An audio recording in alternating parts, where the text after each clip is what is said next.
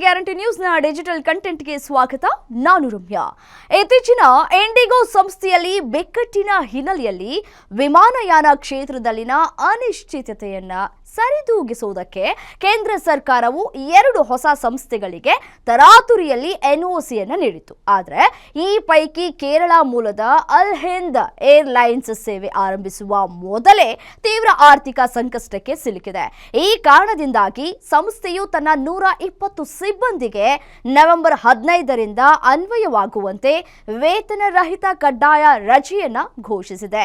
ಕೊಚ್ಚಿ ಮೂಲದ ಈ ಸ್ಟಾರ್ಟ್ಅಪ್ ಸಂಸ್ಥೆಯು ವಿಮಾನಯಾನ ಸಚಿವಾಲಯದಿಂದ ಎನ್ಒಸಿಯನ್ನ ಪಡೆದಿದ್ರೂ ವಿಮಾನ ಹಾರಾಟ ಆರಂಭಿಸುವುದಕ್ಕೆ ಅತ್ಯಗತ್ಯವಾಗಿರುವಂತಹ ಏರ್ ಆಪರೇಟರ್ ಪ್ರಮಾಣ ಪತ್ರ ಅಂದ್ರೆ ಎಒಸಿಯನ್ನ ಪಡೆಯುವ ಪ್ರಕ್ರಿಯೆಯಲ್ಲಿ ವಿಳಂಬವನ್ನ ಎದುರಿಸ್ತಾ ಇದೆ.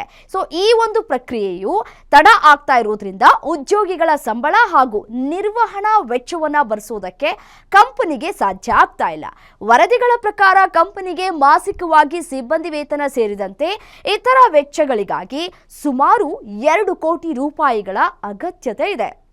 ಸರ್ಕಾರ ನೀಡಿರುವಂತಹ ಎನ್ಒಸಿ ಕೇವಲ ಪ್ರಾಥಮಿಕ ಹಂತದ ಅನುಮತಿಯಾಗಿದ್ದು ಎಒಸಿ ಸಿಕ್ಕ ನಂತರವಷ್ಟೇ ವಿಮಾನಗಳ ಸೇರ್ಪಡೆ, ಪೈಲಟ್ಗಳ ತರಬೇತಿ ಹಾಗೂ ಪ್ರಾಯೋಗಿಕ ಹಾರಾಟದಂತಹ ಪ್ರಮುಖ ಕೆಲಸಗಳನ್ನು ಮಾಡೋದಕ್ಕೆ ಸಾಧ್ಯ ಆಗುತ್ತೆ. ಸದ್ಯಕ್ಕೆ ಆರ್ಥಿಕ ಹರಿವಿನ ಕೊರತೆಯಿಂದಾಗಿ ಕಂಪನಿಯು ಮುಂದಿನ ಆದೇಶದವರೆಗೂ ತನ್ನ ಉದ್ಯೋಗಿಗಳಿಗೆ ರಜೆಯನ್ನ ನೀಡೋದಕ್ಕೆ ನಿರ್ಧರಿಸಿದೆ. ಇದು ಭಾರತೀಯ ನಾಗರಿಕ ವಿಮಾನಯಾನ ಕ್ಷೇತ್ರದಲ್ಲಿ ಹೊಸ ಸಂಸ್ಥೆಗಳು ಎದುರಿಸ್ತಾ ಇರುವಂತಹ ಸವಾಲುಗಳನ್ನ ಎತ್ತಿ ತೋರಿಸಿದೆ.